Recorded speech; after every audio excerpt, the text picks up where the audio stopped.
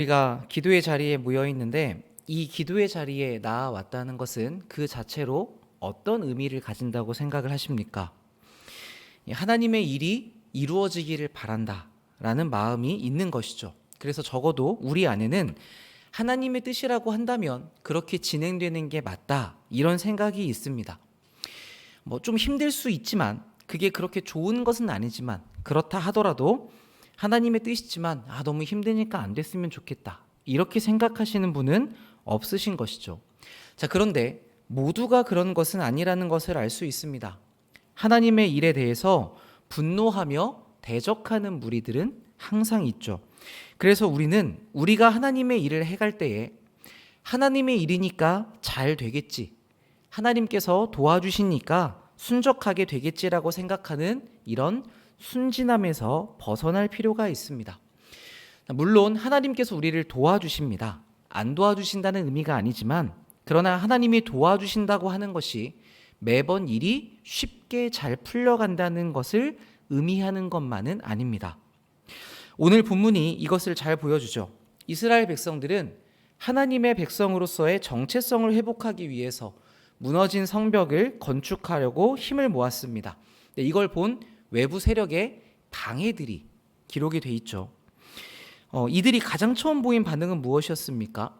무시하는 것이었습니다. 2절을 보시면 자기 형제들과 사마리아 군대 앞에서 일러 말하되 이 미약한 유다 사람들이 하는 일이 무엇인가? 스스로 견고하게 하려는가? 제사를 드리려는가?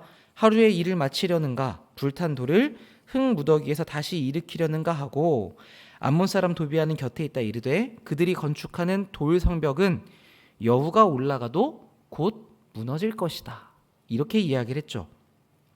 그러니까 이스라엘 백성들을 약하게 여기면서 무시하면서 너희가 뭘 할 수 있겠느냐, 이렇게 조롱하는 것이죠. 너희들이 열심히 해봤자 여우만 올라가도 무너질 것이라고 아주 한심하게 보았습니다. 그러니까 우리도 종종 주변에서 이런 이야기를 들을 때가 있습니다. 너가 그런 일을 한다고? 그러면 될 것 같니? 넌 안 돼. 전에도 한다고 했지만 못했잖아. 그러니까 이렇게 마음을 꺾는 말을 들을 때 여러분들은 어떤 생각이 드시고 또 어떤 반응을 보이시는 편이십니까? 주변에 긍정적으로 우리에게 용기를 북돋아주는 사람이 있다면 그건 정말 큰 복입니다. 여러분, 그런 분들을 귀하게 여기시고 가까이 두십시오. 그리고 여러분들도 그런 사람이 되어 주십시오. 그러나 우리 주변에, 이 세상에는 항상 그런 사람들만 있는 것은 아니어서 부정적인 말이 들릴 때가 있죠. 그리고 이런 말은 특히나 내가 계속 어떤 실패한 영역에 있어서는 더 나를 주눅들게 만듭니다. 저는 오늘 본문에 있는 이스라엘 백성들이 딱 그런 상황에 있었다고 생각을 합니다. 절대 망하지 않을 거라고 생각했던 하나님의 나라, 자기들의 이스라엘 왕국이 멸망했습니다. 이건 큰 충격이었죠. 그리고 우리와 함께 살았던 민족들, 동포들은 그 나라에 포로로 끌려가 있다가 70년 만에 돌아오게 됩니다. 이것도 뭔가 이스라엘 백성들이 막 으쌰으쌰해서 그래 우리 이제 돌아갈 수 있게 됐어, 이렇게 된 게 아니라 왕이 이제 보내줄 테니까 가고 싶은 사람은 가서 성전을 지어라, 이렇게 허락해줘서 나온 것이었죠. 자, 근데 그렇게 나와서 하나님의 성전을 건축하는데 이 일이 잘 되었습니까? 계속해서 방해가 있었습니다. 그래서 왕이 명령을 내리는 바람에 성전도 짓다가 중단을 하죠.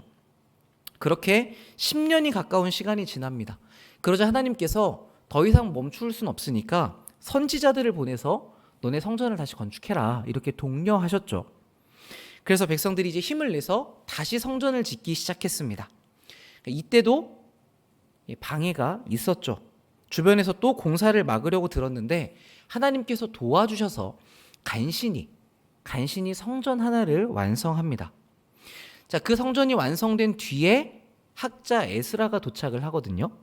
그런데 이 에스라가 와서 성벽을 건축하려고 했었던 것 같아요. 느헤미야가 오기 전에 한번 그런 시도가 있었는데 옆에서 또 이 성벽이 세워지면 반란이 일어날 거다, 이렇게 왕에게 편지를 쓰는 바람에 공사가 금지되게 됩니다. 그러니까 지금 이스라엘은 어떤 상태에 있었습니까? 뭘 해보려고 해도 뜻대로 되는 게 하나도 없는 상태였던 것이죠. 뭐만 하려고 하면 방해가 있고 실제로 중단도 여러 번 되었으니까 이제 뭐를 좀 해봐야겠다는 의지를 내기가 어려운 상황이었습니다. 그러니까 우리도 그런 경험을 할 때가 있죠. 무언가 이렇게 하는 게 좋겠다 싶어서 건의를 했는데 들어주지 않습니다. 그래도 뭐 한 번 정도는 그럴 수 있지라고 생각을 하는데 다음에 또 이렇게 하면 어떨까요? 안 들어주고 또 무시가 됩니다. 자, 이런 일을 몇 번만 겪어도 우리는 그 다음에 이젠 얘기 안 해. 이런 생각이 들죠. 그런데 이스라엘 백성들은 지금 나라가 망한 지 100년 동안 이런 일을 계속해서 반복적으로 겪었던 것입니다. 그래서 저는 이 사마리아 대적들이 더 나쁘다고 생각이 듭니다. 겉으로 보기에 이거는 그냥 말일 뿐이잖아요. 뭐 심하게 물리적인 공격을 가한 게 아니니까 뭐 말하는 정도는 그럴 수 있지라고 생각할 수 있지만 사실은 이 안에서부터 사람의 마음을 무너뜨리는 심각한 방해이기 때문에 그렇습니다. 실패한 기억들을 건드리면서 내가 무력하게 만들고 그렇게 자신감을 떨어뜨려서 스스로 제기할 수 없도록 만드는 이것은 아주 악한 일이죠.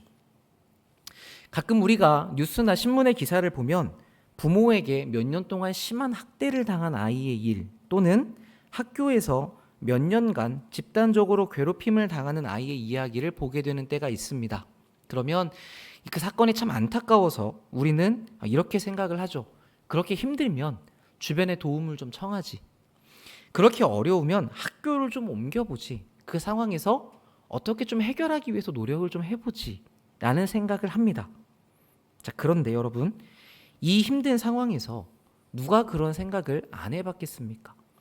우리가 하는 것보다 훨씬 더 많은 생각들, 수십 번, 수백 번을 이 아이가 생각을 해봤죠. 그런데 무언가 조금 용기를 내서 저항도 해보고 무언가 바꿔보려고 노력을 하지만 이게 안 되기 시작하면, 그리고 그 안 되는 일이 반복되면서 내가 무슨 짓을 해도 여기서 벗어날 수 없구나, 이런 것이 학습이 되면 그러면 그 뒤로는 시도하기를 단념하게 된다고 합니다.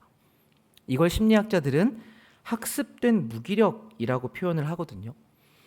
그러니까 내가 애써봐야 이 상황이 안 변한다는 걸 사람이 경험하면 그 마음의 의지가 꺾여서 마음이 완전히 무너져 버리게 되는 것입니다. 이게 얼마나 치명적인지를 아는 사단은 이런 방식을 통해서 우리를 자멸하도록 만들려고 자꾸 노력을 하죠. 너 지금 가지고 있는 그 죄 하나도 어떻게 해결하지 못하면서 하나님 앞에서 그런 사명을 감당할 수 있겠어? 너는 못해. 너 봐라. 어차피 실패할 거다. 너가 잘하면 하나님이 널 이렇게 그냥 두시겠니? 오죽하면 지금 하나님이 너를 안 도와주실까? 이런 식으로 계속 우리의 생각 가운데 우리를 흔드는 것이죠. 그러면 우리는 어느 순간에 이 말을 덥석 받아들이고 큰 영향을 받습니다. 맞아. 내가 이 죄를 지어서 그래. 그러니까 하나님도 나를 돕지 않으시는 거야. 죄책감에 침몰하던가, 그래 나 같은 사람이 무슨 하나님의 일을 하겠냐, 그냥 적당히 내가 할 수 있는 걸 해야지, 이렇게 스스로의 역량을 포기해버립니다. 그러니까 이런 식으로 우리는 사단의 거짓말을 마치 진리인 것처럼 받아들여버리죠. 여러분, 이때 우리는 어느 자리에 있어야 됩니까? 하나님의 말씀 위에 있어야 합니다. 하나님의 약속을 여러분들이 생각해 보십시오. 하나님께서 우리에게 이런 식으로 말씀하신 적이 있습니까? 하나님은 항상 우리를 손바닥이 새긴 귀한 자녀라고 말씀하시고, 내가 너의 모든 죄를 다 용서했다고 말씀하시고, 언제나 내가 너를 도울 테니까 힘을 내어보라고 이야기를 하시죠. 그러면서 내가 반드시 너를 통해서 내 일을 이루겠다고 약속하십니다. 그러니까 이런 내용을 우리가 모르지 않거든요. 여러분이 이미 말씀을 통해서 이 약속을 다 가지고 계십니다. 그런데 정작 어디에서 사명을 감당해야 되는 그 현장에서 우리는 다른 소리에 귀를 기울인단 말이에요. 그러니까 여기에서 여러분들이 주의하셔야 됩니다. 그런 공격들이 우리의 마음속에 막 찾아올 때 항상 우리가 하나님의 약속을 향해 있어야 하는 것이죠. 그래서 하나님을 만나는 자리를 여러분이 지키시는 게 너무나도 중요합니다. 거기에서 우리가 다시금 이 하나님의 말씀을 붙들 수 있게 되기 때문입니다. 자, 이렇게 주변에 방해가 있을 때에 하나님께 마음이 고정되어 있었던 느헤미야는 그 순간에 바로 하나님께 기도했습니다. 우리 하나님이여 들으십시오. 하나님의 백성인 우리가 무시당하고 있습니다. 그들이 욕하는 것을 그대로 돌려주셔서 주님 앞에서 이 악을 덮어두지 마십시오. 흔들리지 않고 하나님 앞에 가서 이 원수들을 일러 바칩니다. 자, 그리고는 어떻게 합니까? 자, 그런데 여우가 올라가도 무너진다니 이건 좀 너무한데, 하나님 저 여기서 상처받았습니다. 회복이 필요합니다. 이러지 않죠. 그러니까 그런 비웃음들에 무너지지 않고 상대방의 무시에 감히 나를 무시해라고 충동당하지 않고 자신이 해야 되는 사명에 그 공동체가 마음을 들여서 한 마음으로 지속할 수 있도록 여기에만 집중을 합니다. 그러니까 비웃음이나 무시라는 어떤 방해들이 우리를 찾아올 때 여러분이 거기에 일일이 대응하실 것이 아니라, 우리의 마음을 거기에 내맡길 것이 아니라 우리가 받은 사명에 몰두하는 쪽으로 여러분들이 서로를 독려하시면서 거기에 마음을 들이는 연습을 해가셔야 됩니다. 요즘 친구들이 이 중꺽마라는 표현을 쓰더라고요. 들어보셨습니까? 예, 중꺽마 발음하기도 힘들거든요. 근데 이게 무슨 말이냐면, 중요한 것은 꺾이지 않는 마음, 이것을 줄인 말입니다. 그래서 중꺽마라는 표현을 쓰는데, 이게 우리한테 필요한 것 같아요. 언제나 꺾이지 않는 마음으로 우리 공동체가 흔들리지 않고 이 마음을 같이 해야 됩니다. 근데 이것을 위해서 뭐가 필요하냐면, 일단은 우리가 하나님 앞에서 어떤 존재인지를 분명하게 하는 것이 필요하죠. 우리는 언제나 하나님의 사랑을 받는 자녀들이고 하나님께서 자신의 일을 맡기신 사명자들입니다. 그러니까 우리는 그 일을 위해서 지금 함께 있는 것이거든요. 이 공동체적 자존감이 분명하게 서 있어야 상대방이 우리를 아무리 무시하고 공격을 해도 우리가 거기에 흔들리지 않고 이 길을 계속 걸어갈 수 있습니다. 그렇게 걸어간 결과가 무엇인지 6절에 기록이 되어 있죠. 우리 6절 말씀 한번 같이 읽어보겠습니다. 4장 6절 시작. 이에 우리가 성을 건축하여 전부가 연결되고 높이가 절반에 이르렀으니 이는 백성이 마음들여 일을 하였음이니라. 아멘. 무시를 거절하고 맡은 일에 하나가 되어서 함께하는 상태, 이것을 느헤미야는 성벽이 전부 연결되었다는 말로 담아내고 있는 것 같습니다. 그런데 이 높이가 지금 어디까지 왔다고요? 절반까지 이르렀다고요. 그러니까 온 교회가 다 하나가 되어서 연결은 되었는데 아직 완벽하게 완성이 된 것은 아닌 것이죠. 자, 여기까지 온 이런 방해를 이겨낸 이스라엘에게 우리는 그 뒤에 일이 잘 풀렸으면 좋겠다 이렇게 생각을 하는데, 그 뒤에 바로 7절에 어떤 일이 이어집니까? 산발락과 도비아와 아라비아 사람들과 암몬 사람들과 아스돗 사람들이 예루살렘 성이 중수되어 그 허물어진 틈이 메꾸어져 간다 함을 듣고 심히 분노했다고 하죠. 그래서 다 함께 꾀하기를 예루살렘으로 가서 치고 그곳을 요란하게 하자, 이렇게 계획을 짭니다. 자, 사단은 언제나 우리의 이 하나됨을 틈을 내려고 노력을 합니다. 여기에 혈안이 되어 있는데 이게 다 메워져 가니까 어떻게 했다 그래요? 심히 분노했다고 합니다. 이 심히 분노했다는 표현은 최상급의 분노를 표현하거든요. 그래서 이제는 말로만 무시하고 공격하는 게 아니라 실제적으로 공격하겠다고 계획을 세우는 것이죠. 하나를 넘으면 좀 나아지면 좋겠는데 더 큰 것이 다가옵니다. 그때 이스라엘이 어떻게 합니까? 9절을 보시면 우리가 우리 하나님께 기도하며 그들로 말미암아 파수꾼을 두어 주야로 방비했다라고 합니다. 그러니까 우선은 기도하죠. 그런데 기도만 하고 있는 것이 아니라 그 기도에 더해서 파수꾼을 둡니다. 그러니까 실제적으로 찾아오는 위협에 대해서 실제적인 준비로 대응하는 것이죠. 자, 그래도 상황이 더 안 좋은 쪽으로 치달아갑니다. 이번에는 유다 사람들이 아직 공사가 많이 남았는데 우리 지쳐서 힘들어서 못하겠습니다. 이거 안 될 것 같습니다. 라고 그 내부 안에서 부정적인 말이 나오기 시작한 것이죠. 설상가상으로 밖에서 원수들은 너희들이 모를 때에 우리가 쳐들어가서 기습할 거라고, 살육할 거라고 소문을 더해서 두려움을 주었습니다. 자, 이때 지금 성벽 공사가 절반 정도 된 상황이잖아요. 그러니까 아마 이스라엘 백성들이 분명히 체력적으로도 지쳤을 거고 심적으로도 지쳤을 겁니다. 그런데 안팎으로 이런 일이 일어나다니 큰 위기였던 것 같습니다. 자, 그런데 이 상황에서 느헤미야가 어떻게 행동합니까? 아예 전쟁을 선언합니다. 무기를 들고 다 모이라고 한 뒤에 너희는 적을 두려워하지 말고 우리 하나님과 우리 가족을 위해서 물러나지 말고 싸우라고 독려하죠. 자, 그렇게 마음을 모아 이스라엘 백성들이 무장을 했더니 무슨 일이 벌어집니까? 우리 15절 말씀도 한번 같이 읽어볼까요? 시작. 우리의 대적이 우리가 그들의 의도를 눈치챘다 함을 들으니라. 하나님이 그들의 꾀를 피하셨으므로 우리가 다 성에 돌아와서 각각 일하였는데. 아멘. 자, 누가 일했죠? 하나님께서. 우리도 일했죠. 우리도 일했는데 하나님께서 적들의 꾀를 패하셨다고 이야기합니다. 그래서 싸우지 않고 돌아와서 다시 일하게 되었다고 기록하죠. 그 상황에서 느헤미야는 야, 하나님께서 지켜주셨으니까 이제 우리 열심히 일만 하면 되겠다, 이렇게 이야기하지 않습니다. 다음에 또 무슨 일이 벌어질지 모른다고 긴장을 늦추지 않았던 것 같아요. 그래서 방비책을 준비를 하죠. 일을 하는 중에도 경계 근무를 세워서 경고 나팔이 불면 어디든 그곳으로 모여 전쟁을 할 수 있도록 백성들을 준비시킵니다.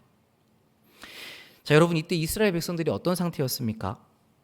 낮에는 공사하고 밤에는 경계 근무를 쓰는 아주 피곤한 상황이었죠.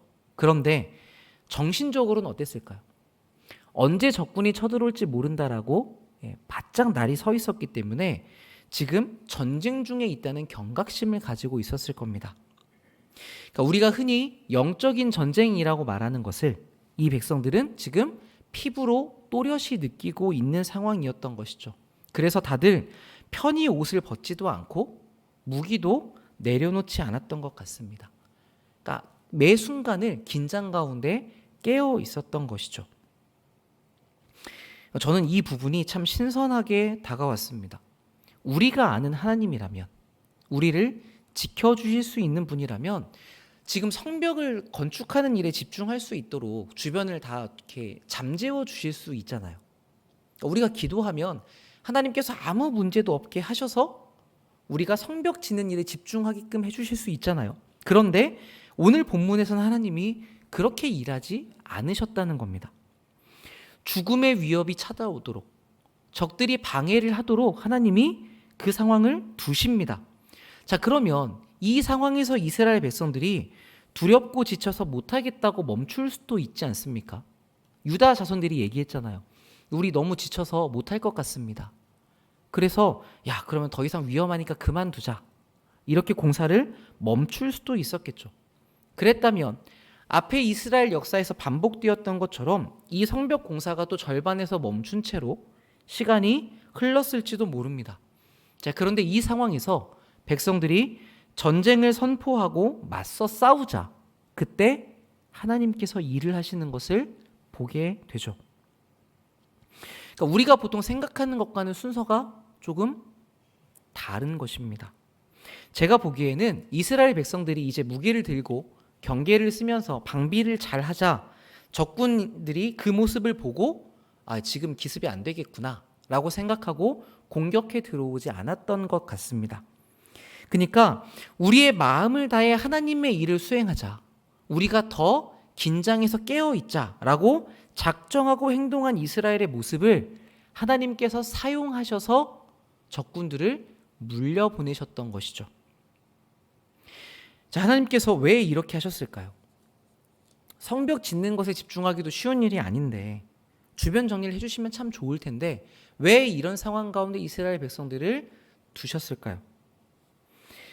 지금 이스라엘 백성은 100년 동안 포로로서 망국의 백성으로 다른 사람들의 지배를 받으면서 살고 있었습니다. 그러니까 이대로 둔다면 이 백성들이 열심히 공사해서 성벽은 올릴지언정 하나님의 백성답게 사는 모습을 보여주기에는 아직은 더 훈련이 돼야 되는 면이 있었겠죠. 그러니까 유다 사람들의 말이 그것을 보여주지 않았습니까? 지금 우리가 하나님의 일을 위한 사명을 계속해 가고 있는데 너무 힘들어서 못할 것 같습니다. 이렇게 중간에 포기하려고 하는 모습을 보여주었잖아요. 근데 사실 어땠습니까? 느헤미야가 우리 더 긴장하고 날 밤으로 노력하자 이렇게 해서 끌고 갔더니 뒤에 보니까 충분히 하나님의 백성답게 이 일을 감당할 수 있었습니다.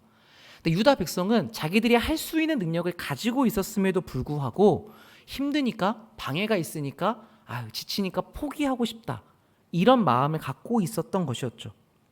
그러니까 하나님께서 주변의 이런 방해들을 통해서 이스라엘 백성들의 이런 부분들을 단련시켜 가시는 것입니다.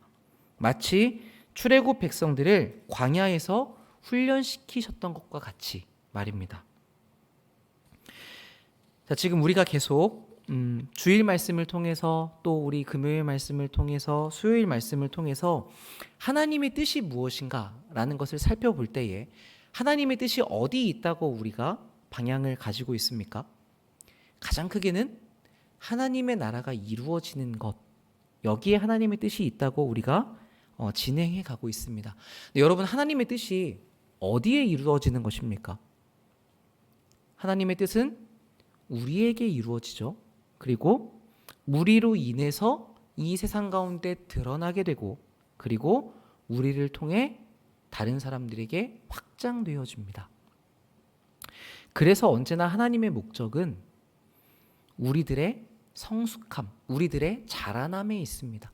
그러니까 우리가 자라나는 만큼 하나님의 뜻이 우리에게 이루어지는 것이고 하나님의 나라가 이 땅에 임하는 것이기 때문에 그렇습니다. 아이가 어릴 때는 모든 일을 부모님이 다 해주십니다. 울면 안고 다니고, 옷 다 갈아입혀 주시고, 먹을 것도 다 갈아가지고 죽을 써서 입에 다 넣어주시죠.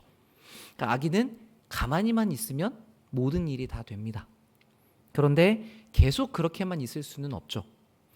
움직이고 해보면서 안 되는 일도 겪고, 그러면서 이걸 넘어서는 문제 해결 능력을 길러갑니다. 이것을 20살 때까지 우리가 흔히 공부라고 말하는 것을 통해서 우리는 이런 자기의 능력들을 개발해 가는 것이죠. 이걸 위해서 부모님은 쉽게 아이 대신에 해줄 수 있지만 때로는 아이가 그것을 해볼 수 있도록, 직접 직면할 수 있도록 두고 봅니다. 그러니까 하나님도 우리에게 이렇게 하시는 때가 있는 것이죠. 자, 그런데 정작 그 일을 당하는 아기의 입장에서는 이게 얼마나 불편한 일입니까? 부모님이 좀 해주시면 빨리 끝날 일을 내가 싸매고 해보고 하는데 안 돼요. 그러니까 때로는 해달라고 막 울면서 떼를 쓸 때가 있죠. 그래서 처음에는 이 나를 힘들게 만드는 방해들이 원망스러울 수 있지만 나중에 잘하고 나면 이게 나에게 필요한 과정이었다는 것을 알게 됩니다. 그때 부모님이 왜 그러셨는지를 이해하게 되죠.